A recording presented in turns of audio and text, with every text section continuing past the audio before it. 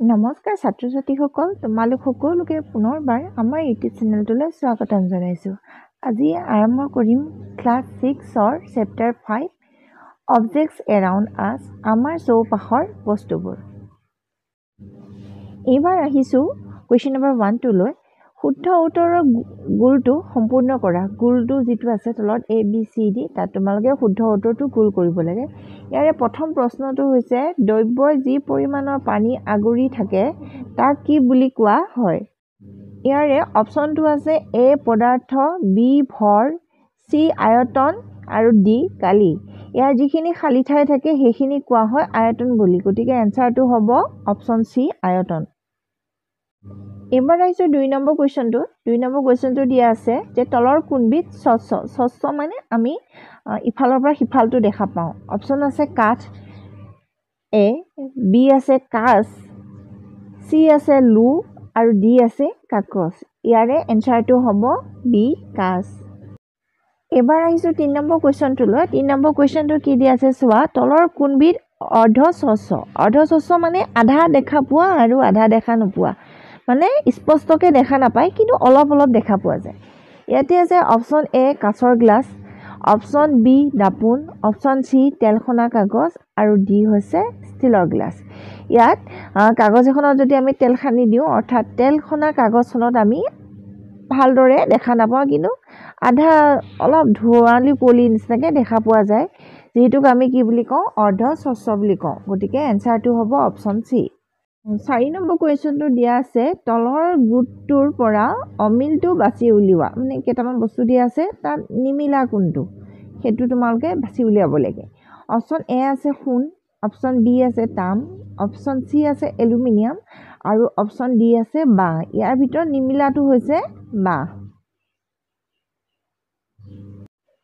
এইবাৰ আহিলে question number 3। Question number 3টো কি দিয়া আছে চোৱা, পদাৰ্থ কি? উদাহৰণসহ ব্যাখ্যা কৰা। ইয়াৰে উত্তৰটো হৈছে পদাৰ্থ হৈছে এনে বস্তু যাৰ ওজন আছে আৰু স্থান আগুৰে। মানে পদাৰ্থ এনেকুৱা এটা বস্তু আছে যাৰ ওজন থাকিব লাগিব আৰু স্থান আগুৰে মানে ঠাই আগুৰি থাকিব লাগিব। তাৰে উদাহৰণ হৈছে কাঠ, লোহা, বায়ু, পানী, সোণ, ৰূপ এইবিলাক। এইবাৰ আহিলে কুৱেশ্যন নম্বৰ 4টো। ইয়াতে দিয়া আছে চোৱা, কি দুটা ধৰ্মৰ সহায়ত আমি ক'ব পাৰোঁ যে শিল এবিধ পদাৰ্থ? মানে শিলটো পদাৰ্থ হয় বুলিয়ে কৈছে, কিন্তু কি ধৰ্মকেইটা কি কি যাৰ সহায়ত আমি ক'ব পাৰোঁ যে সি এটা পদাৰ্থ? গতিকে প্ৰথম কথা হ'ল শিলৰ ওজন আছে আৰু শিলে ঠাই আগুৰি থাকে, গতিকে শিল এটা হৈছে পদাৰ্থ। এতিয়া এনচাৰটো লিখিব লাগিব কি বুলি চোৱা, শিলৰ ওজন আছে আৰু এইটোৱে স্থান আগুৰে। গতিকে এই দুটা ধৰ্মৰ দ্বাৰা আমি ক'ব পাৰোঁ যে শিল এবিধ পদাৰ্থ। এইবাৰ আহিলে কুৱেশ্যন নম্বৰ 5টো। 5টো দিয়া আছে চোৱা, 4বিধ দ্ৰব্যৰ নাম লিখা যাৰ সহায়ত গিলাচ তৈয়াৰ কৰিব পাৰি। ইয়াৰে উত্তৰটো হৈছে বালি, চূণ, চ'ডা আৰু বৰাক। নেক্সট কুৱেশ্যনটো হৈছে যে জ্যোতি কি? ইয়াৰে উত্তৰটো হ'ব যি বস্তুৰ পৰা পোহৰ ওলায় তাক জ্যোতিষ্মান বস্তু বা জ্যোতি বোলা হয়, মানে পোহৰ ওলাই থাকে।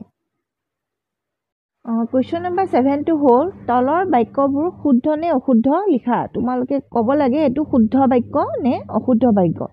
তাৰে এটো দিয়া আছে চোৱা, কাঠ স্বচ্ছ কিন্তু কাঁচ অস্বচ্ছ। এইটো হৈছে অশুদ্ধ, কাৰণ কাঠ স্বচ্ছ নহয়, সি অস্বচ্ছ আৰু কাঁচটো হৈছে স্বচ্ছ। বিটোত কি দিয়া আছে চোৱা, কাঠৰ গুৰি পানীত দ্ৰৱীভূত হয়। এইটো অশুদ্ধ।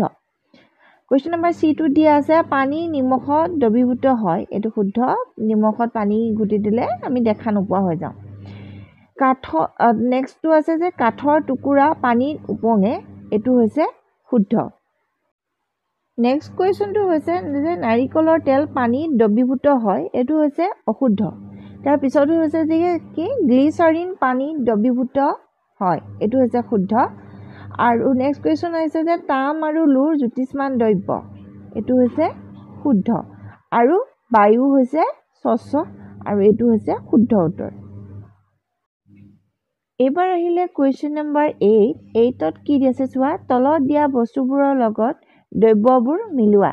যিবোৰৰ পৰা বস্তুবোৰ তৈয়াৰ কৰা হয় মানে বস্তুটো যিহেৰে গঠিত তাৰ দ্ৰব্যটোৰ সৈতে তোমালোকে মিলাব লাগে ইয়াতে দুটা পাৰ্টত দিয়া আছে বস্তুৰ নাম আৰু দ্ৰব্যৰ নাম এনসাৰটো কি হ'ব চোৱা বস্তুকেইটা আছে টুকা বহি আৰু তাৰ দ্ৰব্যটো হ'ব কাগজ আকৌ গজাল বনোৱা হয় লুৱেদি তাৰ পাছত আছে চকী বনোৱা হয় কাঠেৰে গিলাচৰ দ্ৰব্যটোৰ নাম হৈছে কাঁচ সূতা বনোৱা হয় কপাহেৰে এইটোৱে আছিলে কুৱেশ্যন নম্বৰ 8ৰ এনসাৰ নেক্সট কুৱেশ্যনটো আহিছে প্লাষ্টিকেৰে তৈয়াৰী 5বিধ বস্তুৰ নাম লিখা এনসাৰটো হৈছে প্লাষ্টিকেৰে তৈয়াৰী 5বিধ বস্তুৰ নাম হ'ল বটল গিলাচ টেবুল পুতলা আৰু থাল এবাৰ আহিছোঁ কুৱেশ্যন নম্বৰ 10লৈ কুৱেশ্যন নম্বৰ 10টো দিয়া আছে খালী ঠাই পূৰ কৰা 1 নম্বৰ প্ৰশ্নটোত কি দিয়া আছে কি একেটা বস্তু বিভিন্ন দেশেৰে গঠিত হ'ব পাৰে একেটা বস্তু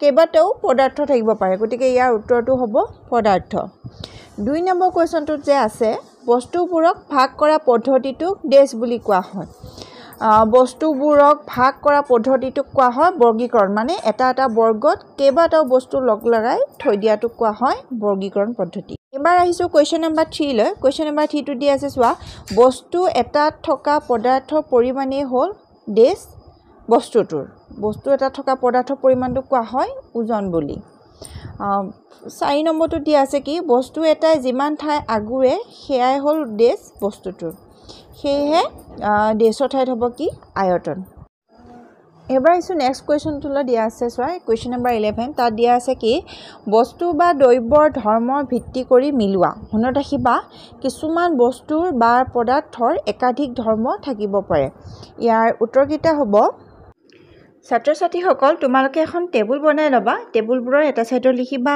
বস্তু বা পদাৰ্থ আনফালে লিখিবা ধৰ্ম এতিয়া তীখাৰে নিৰ্মিত কাঁহী এইটো হৈছে পানীৰ দ্ৰৱণীয় তাৰপিছত কাঁচৰ বটল সেইটো হৈছে স্বচ্ছ কাঠৰ টুকুৰা সেইটো হৈছে অস্বচ্ছ তাৰপিছত হৈছে নিমখ হৈছে পানীত দ্ৰৱণীয় আৰু তাম বা আৰু লো সেইটো উত্তৰটো হ'ব জ্যোতিষ্মান এইবাৰ আহিছোঁ কুৱেশ্যন নম্বৰ 12লৈ কুৱেশ্যন নম্বৰ 12টোত কি দি আছে চোৱা যে বেঞ্চ তৈয়াৰৰ বাবে উপযুক্ত পদাৰ্থ আৰু তাৰ ধৰ্ম ইয়াৰ উত্তৰটো হৈছে মই বেঞ্চ তৈয়াৰৰ বাবে লো বা কাঠ নিৰ্বাচন কৰিম